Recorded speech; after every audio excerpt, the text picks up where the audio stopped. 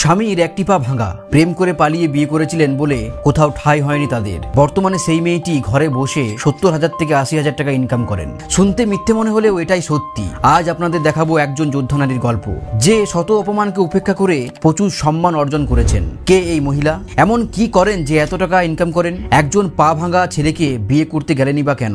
আসুন আজকে জীবনের গল্পটি প্রথম থেকেই শুরু করি। ইনি হলেন যশোদা লোধি। 1994 সালে উত্তরপ্রদেশের ছোট্ট গ্রামে জন্ম হয় তার। পরিবারের আর্থিক অবস্থা মোটেই ভালো ছিল না। ক্লাস 11 এবং 12 সরকারি স্কুল থেকেই পড়াশোনা করেন। নিজের খরচ টানতে ক্লাস 12 পর থেকে টিউশন পড়াতে শুরু করেন। যে টাকা উপার্জন হতো পরিবারের অনেকটাই সাহায্য হতো। উচ্চ মাধ্যমিক পাশ করার পর যশোদা ঠিক করেন কলেজে ভর্তি হবেন। পরিবারের সকলে সম্মতি দিয়েছিল সেদিন। গ্রামের দিকে প্রচলন আছে মেয়েকে একটু শিক্ষিত হলেই চাকুরিজীবী ভালো ছেলে দেখে বিয়ে দেওয়া যাবে। কলেজ সম্পূর্ণ হতে হতেই যশোদা একটি ছেলেকে ভালোবেসে ফেলে। ছেলেটি ক্লাস 8 পাস। যশোদা তাদের সম্পর্কের কথা বাড়িতে জানায়, কেউ মেনে নেয়নি। শেষমেশ বাড়ির অমতে বিয়ে করেন তারা। সকলেই প্রচুর অপমান করে যশোদাকে। তার মা তো বলেই বসে, তুই ওই ছেলের সাথে আর যাচ্ছিস তো যা, তুই আরো 10 জন ছেলের সাথে পালিয়ে যাবি। আজ্ঞে হ্যাঁ, নিজের মা সেদিন এই কথাগুলো বলেছিল তাকে। এরপর দিনে 300 টাকা ইনকাম করে আনা স্বামীর সাথে দিনগুলো ভালোই কাটছিল। কিন্তু ঈশ্বরের যশোদার জন্য অন্য পরীক্ষা নিতে বাকি ছিল।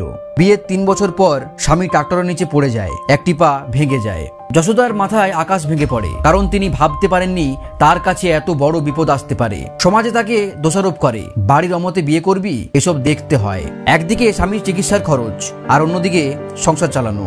হিমশিম খেয়ে যান যশোদা। এই সময় তিনি বুঝতে পারেন টাকার আসল মূল্যটা কি। কেউ তাকে দয়া করে কিছু সাহায্য করে, আবার কেউ তো টাকা চাইবে বলে মুখ ফিরিয়ে অন্যদিকে চলে যায়। অর্থ না থাকলে বন্ধু বান্ধব কেউ পাশে নেই। নিজেই মজুরি খেটে সংসার চালাতে থাকেন যশোদা।